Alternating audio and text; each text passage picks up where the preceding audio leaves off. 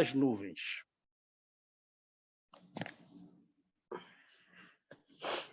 Bom, então vamos lá, vamos à nossa oração, né? Esse livro trata do perispírito. Então vamos à nossa oração. Mestre Jesus, aqui estamos, Senhor, reunidos em prol da aquisição de conhecimento que nos liberta, que nos traz uma paz interna, pela possibilidade que temos de praticar esse conhecimento da doutrina espírita, que dirige os nossos pensamentos e, portanto, os nossos atos, e também os nossos corações, fazendo com que a paz que nunca tivemos comece a se instalar em nossos corações, na medida em que nós caminhamos, vencendo a nós próprios, vencendo as dificuldades da vida. Sabemos que ainda haverá percalços e que devemos tomar muito cuidado, principalmente no contato social, no qual devemos, mesmo nas situações espontâneas, das dificuldades, que ainda infligimos uns aos outros, estejamos sempre serenos, sempre em paz. Mestre Jesus, queremos caminhar com André Luiz na beleza desse livro, navegar com eles nessas águas da evolução civilizatória, de forma que possamos perceber melhor os viajantes que somos, pois desejamos todos nós, coletivamente, nos dirigir a Deus. Assim, Senhor, abençoa a nossa caminhada na aquisição dos conhecimentos que Ele nos traz, para que possamos trilhar perante a nossa própria consciência um trecho de caminho satisfatório da vitória sobre nós mesmos. Abençoa-nos hoje e sempre, que assim seja, graças a Deus.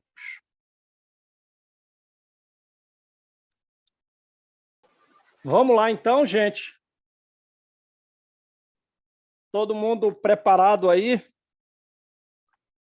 Então vamos lá. Esse livro, não sei a edição de vocês, mas a minha começa com alguns conceitos de Allan Kardec. Já viram aí? Do Livro dos Espíritos, né?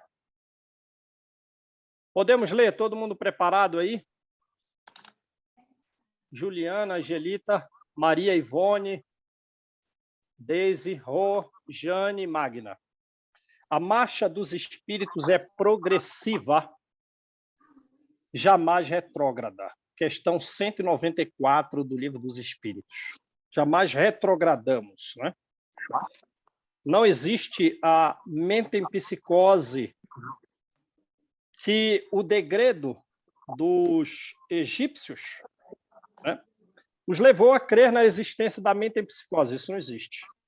Mas a, digamos assim, eles tiram.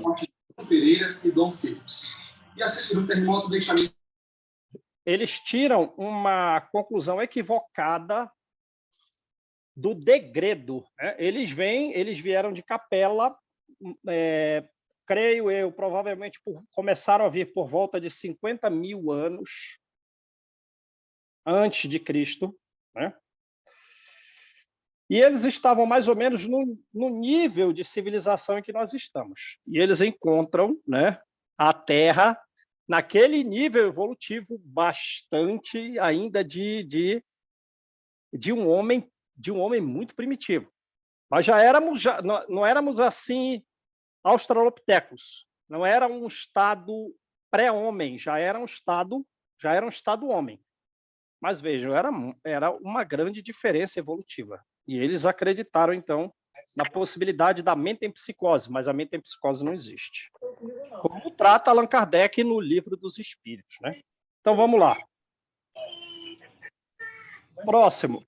No conhecimento do perispírito está a chave de inúmeros problemas até hoje insolúveis.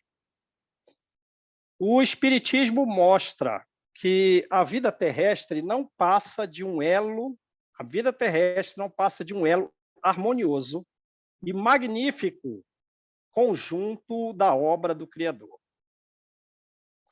No intervalo das existências humanas, o espírito torna a entrar no mundo espiritual, onde é feliz ou desventurado, segundo o bem ou mal que fez.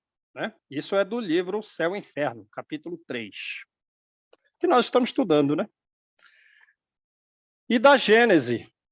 Então, ele trouxe um trecho de cada um dos livros de Allan Kardec, do Livro dos Espíritos, do Livro dos Médiuns, do Evangelho e da Gênese. O Espiritismo e a ciência se completam reciprocamente. A ciência, sem o Espiritismo, se acha na impossibilidade de explicar certos fenômenos só pelas leis da matéria. Ao Espiritismo, sem a ciência, faltariam apoio e comprovação. Beleza? Tudo bem aí com as ideias iniciais? Então, vamos lá. Anotação. Essa anotação é de Emmanuel, dado em Pedro Leopoldo em 1958. Estão vendo aí? Então, vamos lá. Escrevendo acerca do corpo espiritual, que Allan Kardec denominou perispírito, não se propõe, André Luiz, traçar esse ou aquele estudo mais profundo. Então, vejam, né? E tem muita gente que carrega um significativo receio da obra Evolução em Dois Mundos, e Emmanuel já diz para a gente, não é um estudo profundo, não. Né? Um estudo simples. Ele não vai fazer uma discriminação dos princípios que o estruturam, o perispírito, com o fim de equacionar problemas da filosofia e da religião. Então, ele não vai fazer um estudo muito profundo, discriminar os princípios, as estruturas, né, do perispírito, para a gente falar a respeito de uma forma mais profunda aí. Não vai. Desde tempos remotos, a humanidade reconheceu-lhe a existência como organismo sutil. Então, vejam bem, o perispírito é um organismo sutil, quer dizer, não é denso como o corpo humano, né? É algo sutilizado, um organismo, porém, né? Ele é vivo, ele é um organismo sutilizado. Ou mediador plástico, quer dizer, mediador que serve de intermediário e que é plástico, quer dizer, que é modelável entre o espírito e o corpo carnal. Por exemplo, quando nós nos ferimos, como é que as células do corpo que vão regenerar aquele local ferido sabem exatamente para onde se dirigir para formar uma espécie de cicatriz? Tem que ter uma espécie de intermediário plástico que sirva de modelo, né? Para que se feche aquela ferida, para que haja uma recuperação daquela lesão. É o perispírito que serve de modelo ao corpo físico. Se a gente lembrar do livro Os Missionários da Luz, na reencarnação de Segismundo, quando ele sofre aquele processo de se tornar uma miniatura, né? Um feto, ora, aí depois, um óvulo fecundado dos seus pais, como é que vai virar um feto? Né? Passar por aquelas multiplicações celulares, da mitose, virar uma mórula e virar todos os tecidos e órgãos. O corpo vai seguir o modelo do perispírito. Então, ele serve de intermediário ali, perispírito, entre o espírito e o corpo. Lembraram disso lá de Segismundo, do livro Missionários da Luz?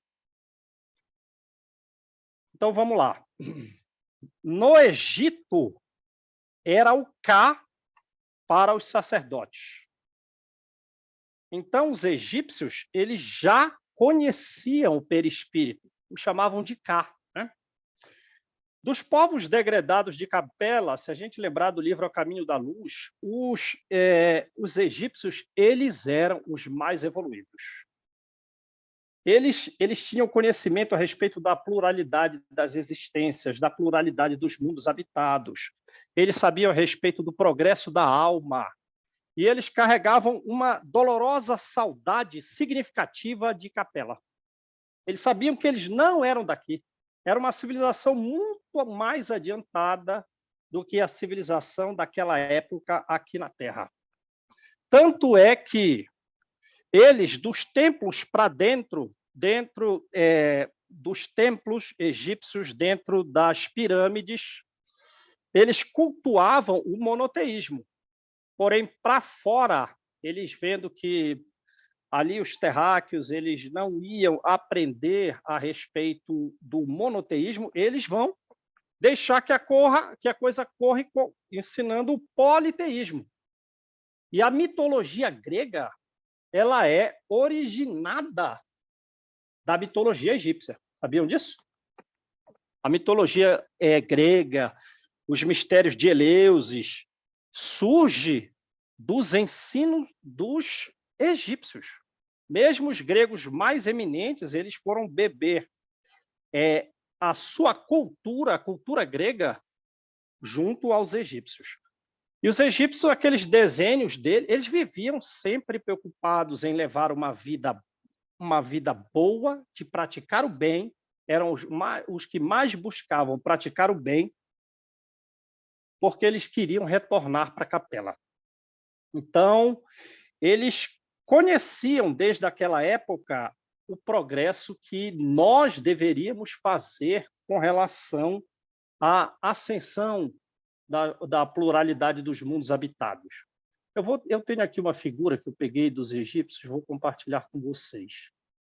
Deixa eu ver aqui, compartilhar tela, e vou procurar aqui.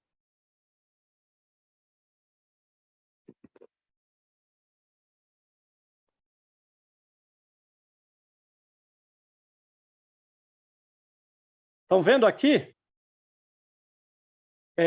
Osíris, que era um faraó, e depois ele se tornou um rei no mundo espiritual, um faraó do mundo espiritual, digamos assim, e era responsável por analisar a vida dos egípcios para definir quem tinha o direito de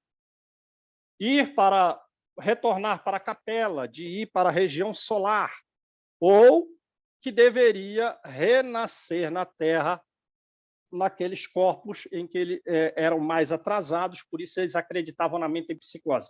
Estão vendo que é a mesma figura? Porém, para mim aqui, não sei para vocês, aparece aí do lado direito alguém humano, com a coloração morena, denotando ali a raça egípcia. E a outra figura, né? Algo ali esverdeado, com uma roupa branca, já uma coroa, em que ele carrega um cajado e também um chicote na mão. É o mesmo Osíris, só que já evoluído, já na forma perispiritual elevada. Então, toda a religião dos egípcios, o processo de mumificação, porque eles amavam os seus reis que tinham esses conhecimentos superiores, e muitos vieram sem ser degredados, vieram por amor para auxiliar os próprios degredados na evolução. Muitas figuras dos egípcios têm essas duas imagens, né? Com o corpo físico e o corpo Ka, e o corpo espiritual. E esse processo de mumificação, pelo amor que eles possuíam aos seus mais elevados, era como a gente, assim, aqui, admirando o Chico, admirando o Divaldo. Eles buscavam cuidar daquele corpo, dar uma região silenciosa para que aquele espírito tivesse uma passagem tranquila. Aí vem Allan Kardec e diz para a gente, bom, às vezes, se o espírito não está muito evoluído, ele sofre até o processo de decomposição do corpo, né? Não fala isso? Não fala isso, Allan Kardec? Ora, os egípcios buscavam evitar tudo que pudesse levar prejuízo. Então, o processo de mumificação surge desse amor e uma intenção de dar àquele espírito que está partindo, digamos assim, uma condição espiritual melhor, uma condição espiritual mais adequada. Aí vamos lá, na Grécia era o eidolon, na evocação das sibilas. Sibilas, as profetisas da mitologia greco-romana, né? Elas que eram médiuns, né? Ligadas ao deus Apolo, e que foram incorporadas ao cristianismo por Constantino no concílio de Nicéia, de 325. E aí vão falar a respeito da paixão de Jesus, da morte de Jesus, da ressurreição, do juízo final. Então, as sibilas, quer dizer, as médiuns, vêm lá desde esse tempo da Grécia, e a Grécia tem esse conhecimento relativo ao perispírito, mas eles colheram esses conhecimentos no próprio Egito. Beleza? Então, vamos lá, vamos seguindo aqui. Eu ainda vou mostrar mais coisa, vou deixar aí. Ontem, Paracelso, né? Médico, filósofo renascentista austríaco do século XV, do século XVI, numa época em que a medicina se preocupava. Paracelso, cadê aqui? Ó, vamos ver aqui. Ó. Isso aí é meu filho, vamos ver aqui, Paracelso. Paracelso, médico renascentista austríaco. Ele vai revolucionar a medicina que buscava curar simplesmente através de plantas, mas ele usou minerais. Ele curou grande parte de pessoas doentes na Europa com mercúrio. Curou de quê? Da sífilis. Imagina nessa época aí, século XV e XVI, os estados sifilíticos de segundo grau, de terceiro grau. Já viram alguma pessoa com sífilis de segundo, terceiro grau? É coisa gravíssima, porque altera o sistema nervoso, aparecem feridas significativas. E ele vai revolucionar a medicina. Ele limpava feridas, porque antes se presumia que elas não deveriam ser limpas, ele vai imobilizar fraturas, enfim, ele causa para o Celso um enorme impacto na área médica. Os médicos dessa época buscavam curar somente através de plantas, sem nenhuma experiência farmacológica junto à natureza e também afastados dos doentes. Ele não, né? Ele ia próximo dos doentes, ele tratava as pessoas de forma amorosa, ele cuidava, ele ia na natureza buscando a farmacologia. E ele conhecia o corpo espiritual. Ontem, Paracelso designava-o como corpo sidéreo. E não faz muito tempo foi nomeado como Somode nas investigações de Baraduc. Baraduc, está aqui ele, ó. Médico magnetista francês do século XIX. Ele fotografou diversos espíritos com médiuns, ele fotografou no desencarne do seu filho e da sua esposa, né, o perispírito. Ele fotografou até uma coisa que muito pouco desses cientistas da época que estiveram vinculados aos fenômenos espíritas, ele veio falar do corpo mental, né? Lembra do corpo mental? Lembra dos livros mensageiros, quando André Luiz vai em Campos da Paz?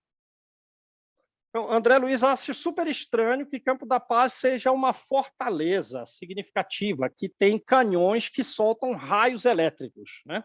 Mas em cima tem uma bandeira da paz. Agora, quando os espíritos do lado externo, desejosos de que a Mansão Paz seja destruída, buscam atacá-la, ora, os trabalhadores de Campos da Paz, eles se defendem. Eles defendem o serviço do bem. E, às vezes, um raio elétrico daquele, o que é que causa? Aí diz lá o Alfredo, diretor do Campos da Paz, aquela época, né, a época da guerra. Ele vai dizer, não, isso causa a sensação de morte. Como assim a sensação de morte? Mata, mas não mata. Livros Mensageiros, mata, mas não mata. Aí André Luiz estranha, como assim mata, mas não mata? Qual o capítulo do livro de Mensageiros que eu estou falando? É logo no começo, deve ser o capítulo 2, capítulo 3 ali. Aí, o que acontece? Aí o Alfredo explica para ele, não, se destruir o perispírito, do corpo mental, renasce o perispírito naquele local. Então ele diz assim, não, ele só vai ficar invisível. E do seu corpo mental vai restaurar o perispírito. Já viram isso? Ora, aí o Baraduc é um médico francês do século XIX que ele vai fotografar o corpo mental. E ele chamava o perispírito de Somode. Então, vamos lá.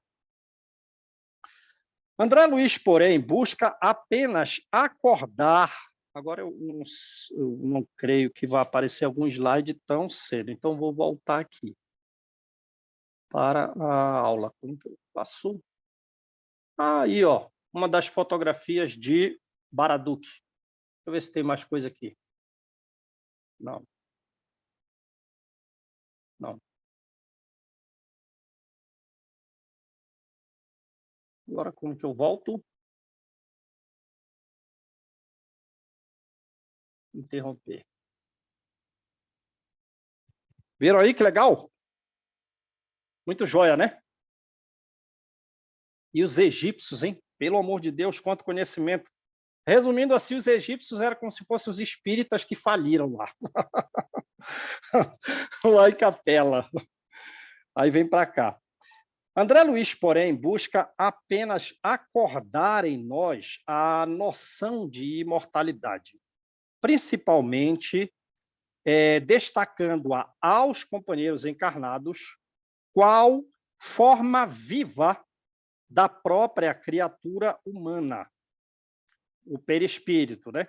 Presidindo com a orientação da mente o dinamismo do casulo celular em que o espírito, viajor da eternidade, se demora por algum tempo na face da Terra em trabalho evolutivo.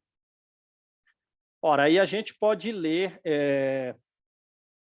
a gente pode recordar do livro que nós estudamos, o livro Ação e Reação. Lembram? O último livro estudado, livro magnífico, o livro de André Luiz que eu mais amei. O livro de André Luiz que me deu um choque de realidade com relação à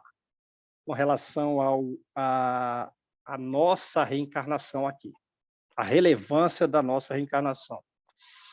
Não dá para a gente sair dessa vida sem ter estudado de forma significativa o livro Ação e Reação. Foi muito relevante. Parece que André Luiz escreveu todos aqueles livros para culminar no livro Ação e Reação. E lá, o capítulo 19, o penúltimo capítulo do livro, vai falar justamente isso que está aqui. Parece até que André Luiz veio com aqueles informes de Druso para, dessa vez, no livro seguinte, buscar estudar o perispírito. Porque Druso vai dizer o seguinte para ele, lembram? Que a mente comanda, emitindo raios, todos os centros de força do perispírito.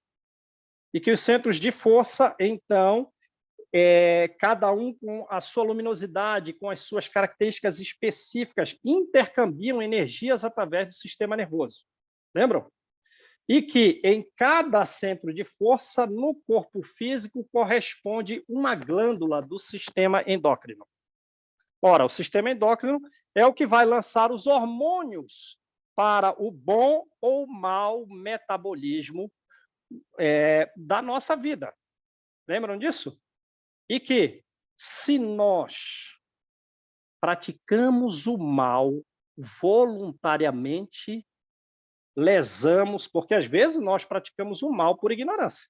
Quer dizer, surge uma consequência inadequada dos nossos atos, mas nós não desejamos produzir aquilo. Então, fica mais como um alerta para quem fica ciente do que pode acontecer, né? Na sua caminhada. Mas quando o mal é voluntariamente praticado, há uma lesão na consciência que se repercute imediatamente no perispírito, causando distúrbio ou mutilando o perispírito. Lembra? Ora, e ele faz aquele estudo lá na Mansão Paz, naquela região inferior, para que aqueles espíritos que foram recolhidos aqui saibam a razão pela qual estão com os perispíritos completamente lesados. Que a cabeça não está boa. A falta de religiosidade, a falta de fé foi de grande, assim, a causa primeira para o estado em que eles se encontram ali, de grande dificuldade. E vão ter que reencarnar com distúrbios, com lesões, com mutilações no perispírito, que se repercutirão no corpo físico. Lembram disso? Então, o que ele fala aqui, ó? Não, André Luiz, basta que ele quer nos trazer uma noção de que nós somos imortais. Destacando principalmente a nós que o perispírito preside o dinamismo do corpo com orientação da mente, né? Em que nós estamos aqui no nosso trabalho evolutivo vencendo erros de vidas anteriores, né? Quando não seja de trabalho evolutivo, que seja um duro labor da própria reencarnação. No duro, porque a gente sabe, né? Alguns estão ali num trabalho evolutivo, progredindo, realizando tarefas, realizando missões, adquirindo uma saúde ainda mais significativa, desenvolvendo a inteligência, desenvolvendo a humildade, o amor. Mas outros estão num trabalho de recuperação, de regeneração, para que posteriormente a essas reencarnações mais difíceis tenham outras reencarnações, digamos assim, que efetivamente consigam progredir, consigam trabalhar para a sua evolução. E, às vezes, volta naquele livro, né? No Ação e Reação. O que mais marcou você, João, lá naquele livro Ação e Reação? O que mais marcou é que, às vezes, os erros foram tão graves que a gente não consegue recuperar numa vida, né? Às vezes são 5 vidas, às vezes são 10 vidas. Aí você vê no céu e inferno, não, Kardec vai dizer, né? Naquele Código Penal da Vida Futura, não, as vidas são interrelacionadas. O que a gente não fizer numa, a gente pode fazer em algumas outras. Nossa Senhora! Kardec já sabia disso. Então, mas eu espero que para todos nós aqui estejamos nessas últimas. Que o passado tenha sido essas 5 e agora seja a 5ª da nossa recuperação, a 10ª da nossa recuperação, né? Então, vamos lá. Então, continuando aqui no livro. E assim procedeu André Luiz, acima de tudo, com que finalidade? Né? Para salientar que, atingindo a maioridade moral pelo raciocínio, então vejam, atingindo a maioridade moral pelo raciocínio, cabe a nós mesmos aprimorar-lhe, ao perispírito, aprimorar-lhe as manifestações, enriquecer-lhe os atributos. Então, cabe a nós. O nosso perispírito já é brilhante?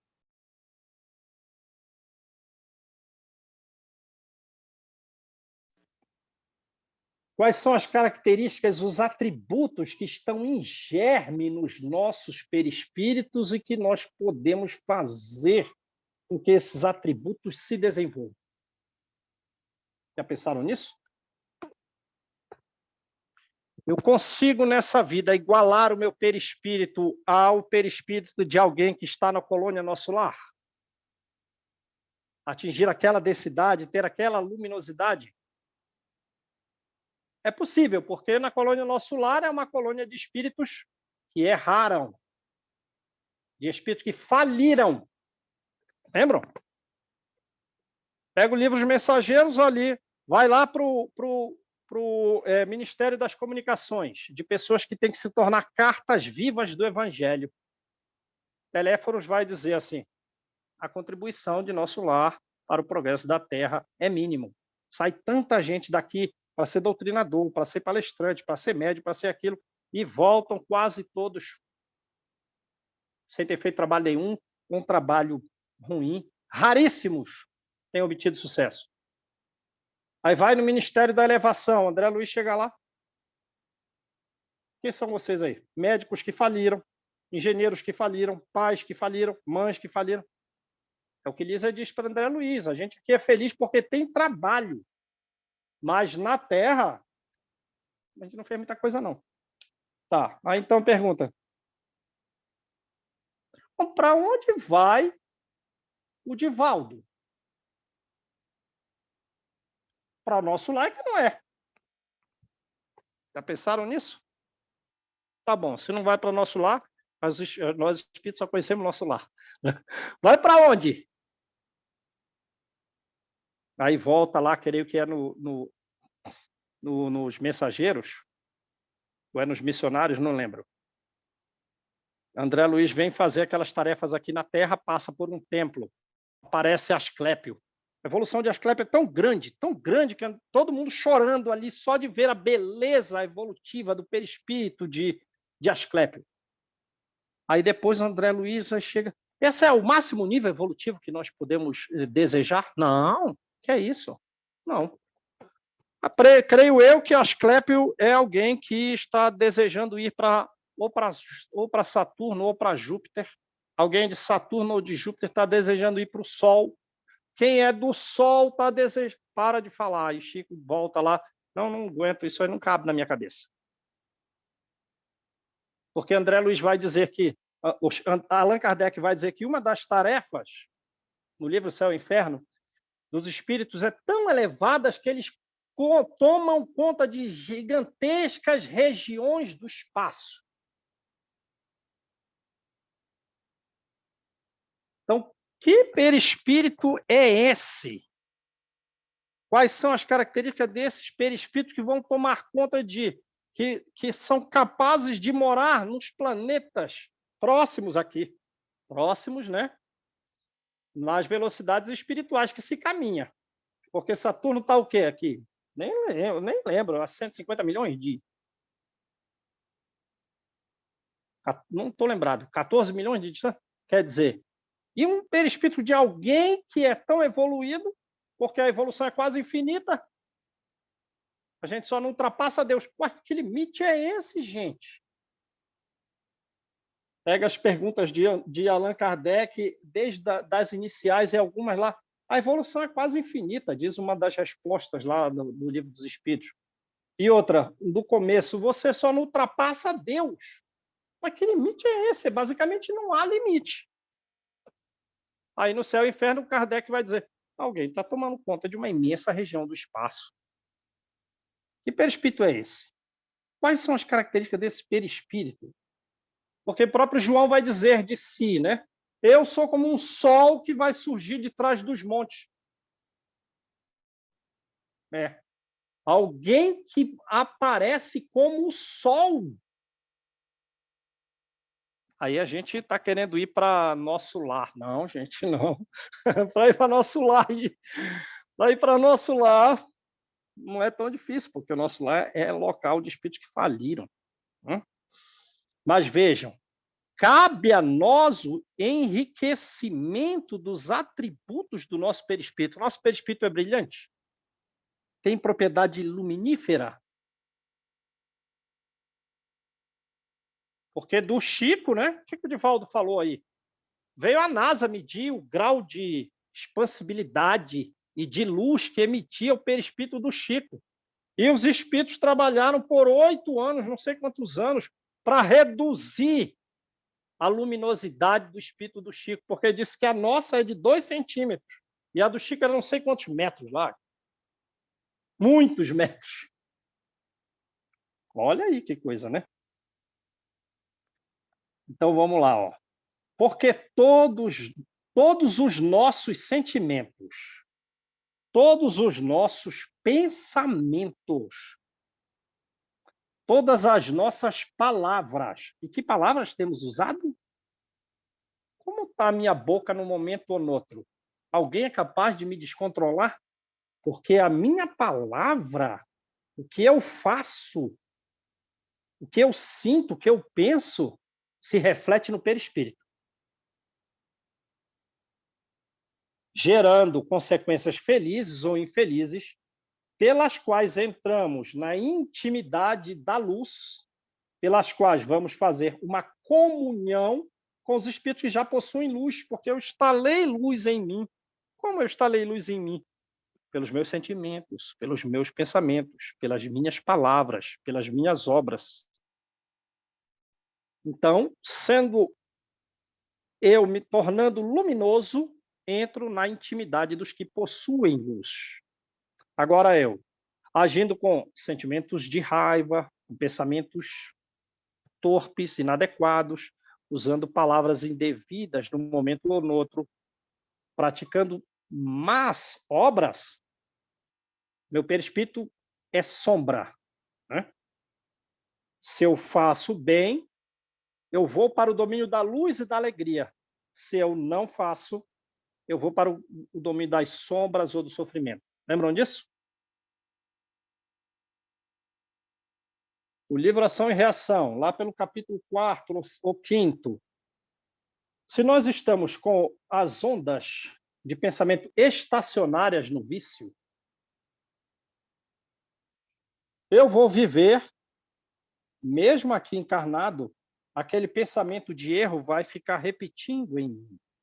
E eu desencarno e passo a escutar somente a minha própria voz, a ver somente as imagens dos meus pensamentos, dos erros que eu pratiquei, de forma que eu vivo uma espécie de alucinação, porque eu posso estar até sendo atendido por uma colônia de região inferior, mas eu não tenho noção de que eu estou sendo atendido, porque eu estou vivendo dentro de uma prisão dos meus próprios pensamentos vinculados aos erros que eu pratiquei. Lembram disso? E isso vai destruindo os sentidos, os atributos iniciais que eu deveria enriquecer do perispírito, eu vou destruindo. Lembra que alguém pode se tornar um ovoide, né? Agora, se eu pratico bem, quão expansivo não pode ser, pelo que nós relatamos das outras obras de André Luiz, de Kardec, né? Ação e reação. O capítulo final lá. Praticou mal contra alguém? Na verdade, esse mal ficou registrado no seu perispírito, mente desequilibrada, consciência desequilibrada, perispírito com distúrbio ou mutilado.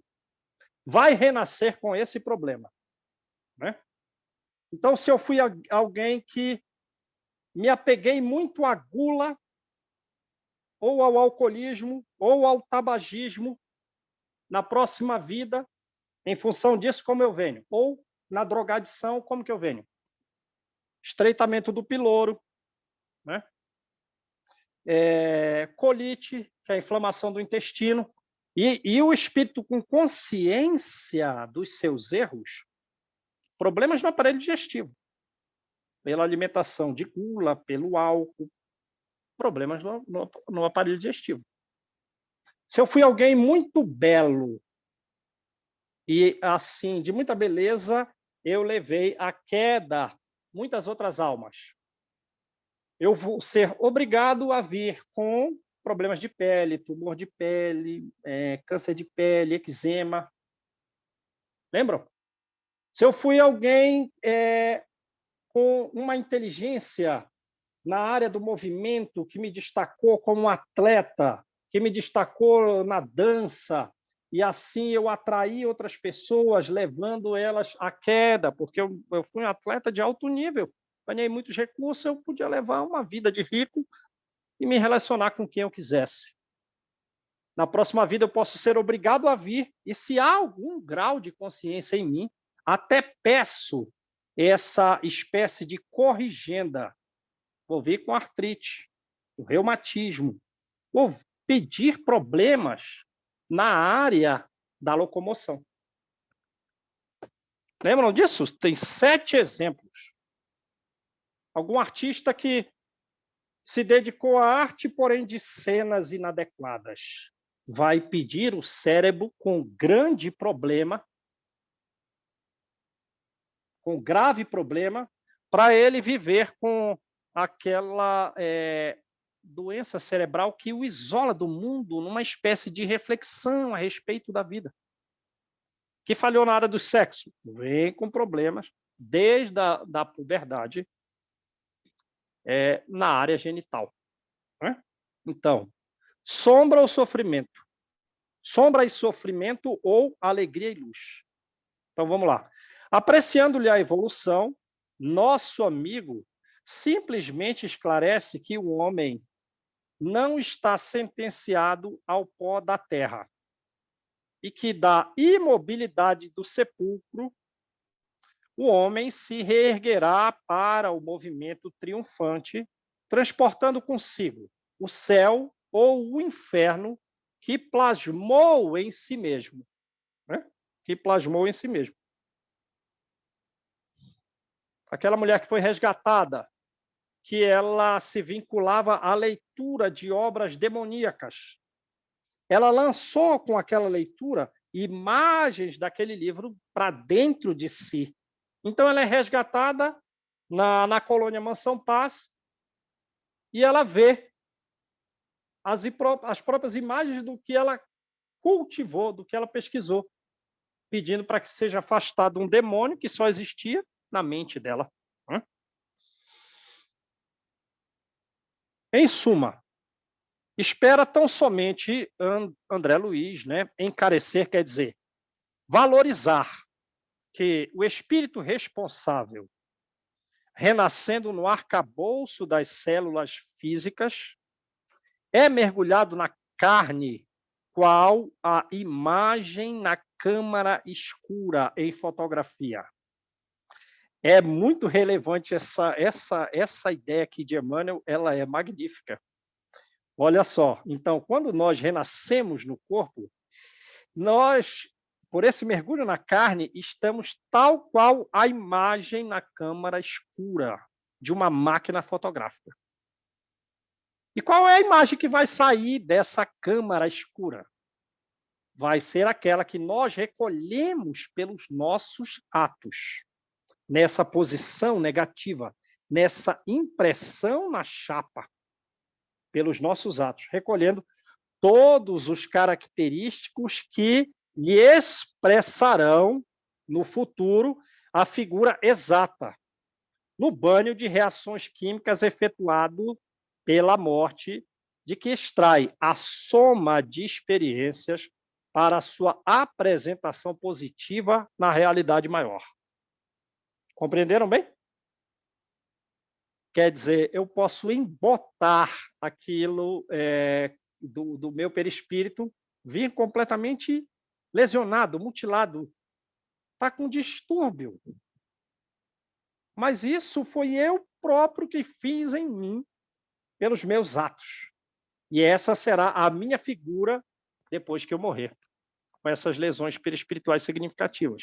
Agora, se eu pratico o bem, esse bem se registra em mim como uma chapa escura de uma máquina fotográfica. A ponto de, quando eu morrer, veja que beleza, superou todos aqueles equívocos de vidas passadas. Então, vamos lá. Ó. O apóstolo Paulo, no versículo 44 do capítulo 15 de sua primeira epístola, da primeira carta aos Coríntios, asseverou convincente: semeia-se corpo animal. Semeia corpo animal. Ressuscitará corpo espiritual. Quer dizer, a gente reencarna, né?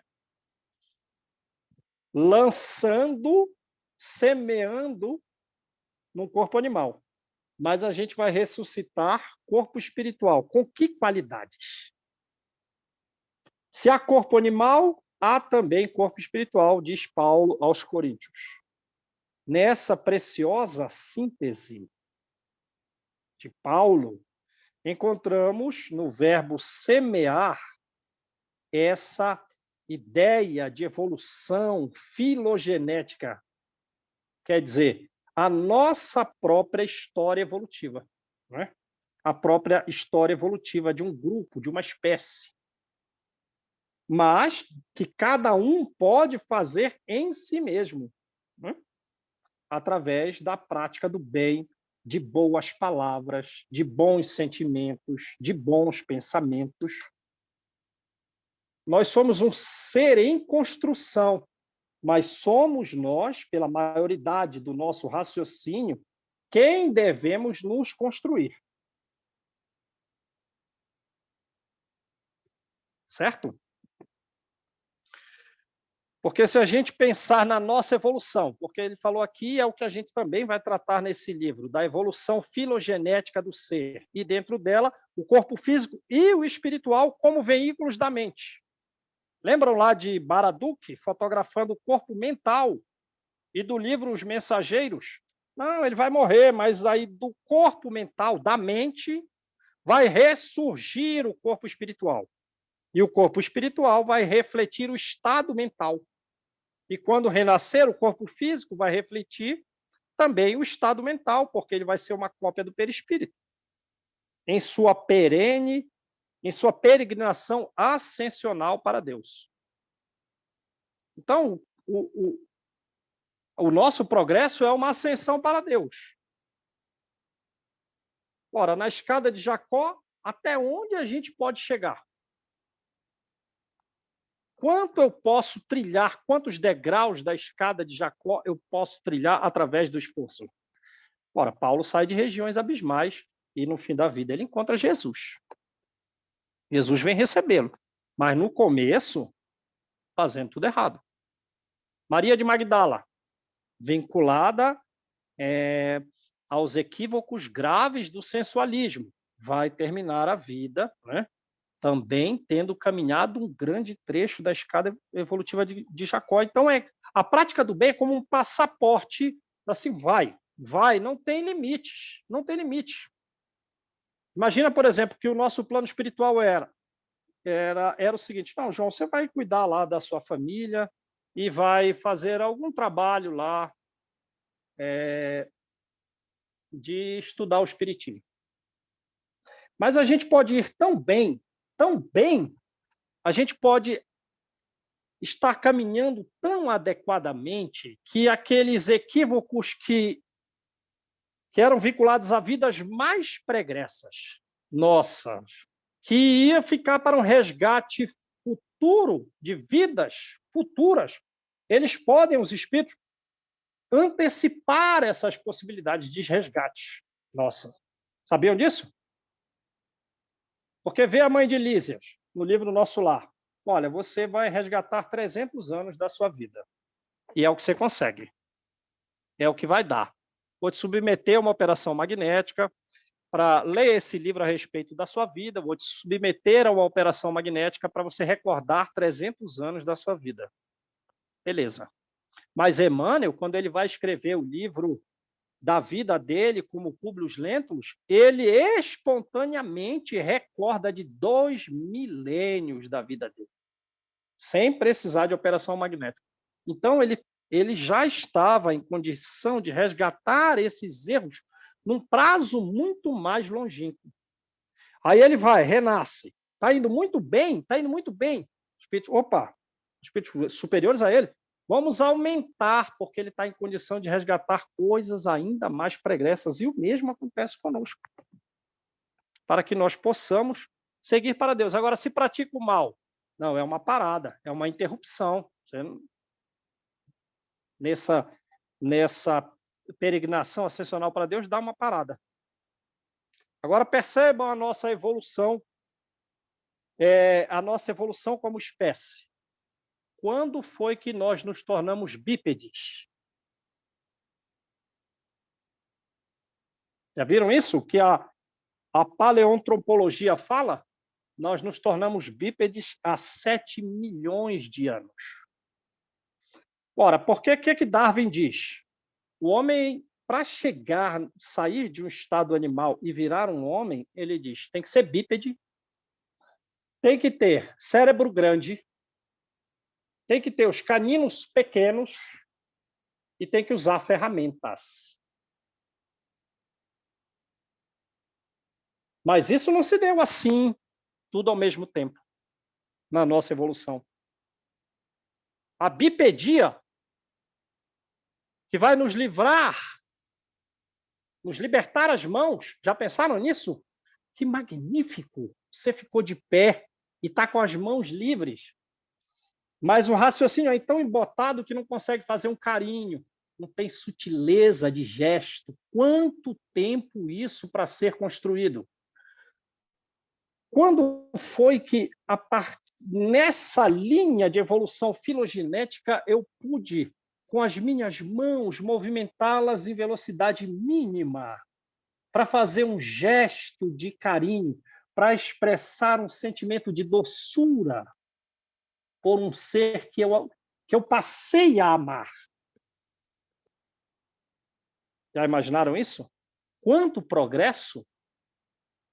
Porque a gente vai se tornar bípede com 7 milhões de anos, mas o cérebro ainda era de 350 centímetros cúbicos, inferior ao cérebro de um chimpanzé, que tem 450 centímetros cúbicos de volume. Mas já tenho mãos livres, sou bípede. Mas a capacidade craniana é ali um cérebro diminuto. Com 3,3 milhões de anos atrás, ainda não estamos no gênero Homo. A gente ainda está no período do Australopithecus, quer dizer, é pré-Homo, não é homem ainda. Não é homem ainda. 3,3 milhões de anos, não é homem. Australopithecus, cérebro pequeno, mas já usa ferramenta. Ferramentas de pedra. Como tem animais que usam ferramentas. Mas a gente vai começar a usar ferramentas. Se tornou bípedes com 7 milhões de anos atrás, se tornou capaz de usar ferramenta ainda com o cérebro diminuto com 3,3 milhões de anos atrás. O cérebro grande, com ali 1.000 centímetros cúbicos de cérebro, vai surgir com 2 milhões de anos. Percebem todas essas diferenças? Agora, o homem como a gente, o homem moderno, quando surge um homem moderno? Conforme a paleoantropologia, vai surgir com 200 mil anos apenas. E ainda é alguém que, digamos assim, em que a Ferrari está pronta, a estrutura corporal, a estrutura esquelética está adequada, mas cognitivamente ainda é um ser arcaico. Ainda é um ser arcaico, com 200 mil anos. Está lá na África, é um homem moderno, mas só a capa. O homem com uma capacidade cognitiva significativa, ele vai surgir apenas há 50 mil anos atrás, no período em que a paleontologia afirma que houve uma explosão de criatividade do período paleolítico superior, em que o homem é capaz de raciocinar, representar a natureza através de símbolos. Ele começa a filosofar. Ele faz realmente uma evolução cognitiva significativa. E é super interessante isso, porque pega lá o Livro dos Espíritos, o que é que ele fala, o Livro dos Espíritos? Não, o homem se distingue dos animais pela capacidade de pensar em Deus. Aí, pelo Livro dos Espíritos, quanto aconteceu? E comparando o Livro dos Espíritos com a ciência, isso aconteceu há 50 mil anos. Só o homem tem consciência de si mesmo. Allan Kardec pergunta aos espíritos, quando os animais morrem, eles têm consciência de si? Não, eles continuam individuais, mas não têm consciência de si. Só o homem tem consciência de si mesmo. O homem se diferencia dos animais pela capacidade de pensar em Deus. Só ele tem consciência de si. O homem usa a sua inteligência para uma vida moral. O início de humanização nossa se dá quando nós começamos a ter consciência do nosso futuro. Quando nós conseguimos distinguir o bem do mal e passamos, então, a ser responsáveis pelos nossos atos. Ora, pela paleoantropologia, isso ocorreu só há 50 mil anos atrás. Mas percebe, a bipedia, a capacidade de usar ferramenta, a de ter cérebros grandes e a diminuir o tamanho dos caninos, isso surgiu em momentos todos diferentes. E eles perceberam isso com aquela Lucy, porque aquela Lucy de 3,5 milhões de anos atrás era completamente bípede, mas o cérebro dela era um nada. Ora, e a gente, analisando esse passado da nossa evolução filogenética, acabou? Acabou? Estou no auge? Nem pensar. André Luiz, olha, Asclépios, isso é o máximo? Não, está longe do máximo. Você já olhou lá Céu e Inferno, André Luiz, o que Kardec falou? Não, estou começando agora, eu era médico na Terra, ainda não dei uma estudada. Dá uma lida lá. Você vai um dia tomar conta de regiões celestiais, de uma galáxia inteira. Mais de uma galáxia. Percebem a nossa evolução quase infinita? A gente só não ultrapassa Deus. Mas cabe a nós enriquecer o nosso corpo espiritual de atributos que estão, digamos assim, em estado de semente. Porque, puxa, eu quero evoluir muito, mas chega lá em Saturno, se o meu perispírito não tiver naquele grau evolutivo das pessoas residentes nesse planeta, naquele outro planeta, numa colônia espiritual tal, eu não vou querer ficar lá. Porque a minha consciência tem que dizer, eu estou assemelhado a esses. Eu tenho mérito de estar aqui. Percebem isso? Lembra como era o nome daquela amiga de Allan Kardec? Allan Kardec, quando a gente lê o Céu e o Inferno, vê a capacidade de doçura, de carinho dele, né? Aquela mulher apagada na terra, amiga dele, viúva Foulon, morava lá no sul da França, que ele ia visitar, muito carinhoso, visitando as pessoas. Depois que ela morreu, levando uma vida dura, doença significativa, morreu. Aí ela vem dar uma comunicação. Eu morri, não tive perturbação nenhuma, e os espíritos que vieram me receber, que são todos esses aqui da reunião mediúnica, apontaram uma estrela e disse assim, é para lá que você vai. Lembram disso? E ela não iria mais reencarnar na Terra. Ora, mas quais são, então, as características perispirituais que ela lançou em si mesma para desenvolver o seu perispírito? Porque o perispírito se tornou adequado a ser um ser de um mundo, de uma outra estrela, num outro lugar. Ela diz, eu não vou mais nascer na Terra. Mas eu venho aqui em 1 milissegundo, porque eu tenho a missão de cuidar dos meus netos, eu visito os meus filhos. Mas o local que eu estou é muito melhor que daqui. Só que eu volto aqui, volto constantemente, porque eu me comunico contigo, porque eu tenho que cuidar dos meus, para que eles também se dirijam para o local no qual eu estou. Né? Lembra, as mulheres é uma... Lembrando o livro de André Luiz, livro Ação e Reação, de novo. As mulheres, elas são uma das maiores manifestações de Deus em função do amor, porque a maioria delas não vai para uma região elevada sem que leve os seus. Né? A esposa de Druso teve o mérito, olha, você está muito evoluída, você está com mérito de ir para um lugar tal. Eu posso renascer lá com o Druso e ser esposa dele de novo e receber a sua segunda esposa que ele assassinou como filha? Pode. Vai. Realmente os espíritos estavam certos, não ia dar tempo da gente estudar a nota ao leitor. Agora fica aí para a próxima aula. Beleza, gente? Mas eu espero que tenha sido produtivo aí o conteúdo dessa aula, que nós presumimos apressadamente que ainda íamos ler a nota ao leitor, mas não deu. Vou parar aqui.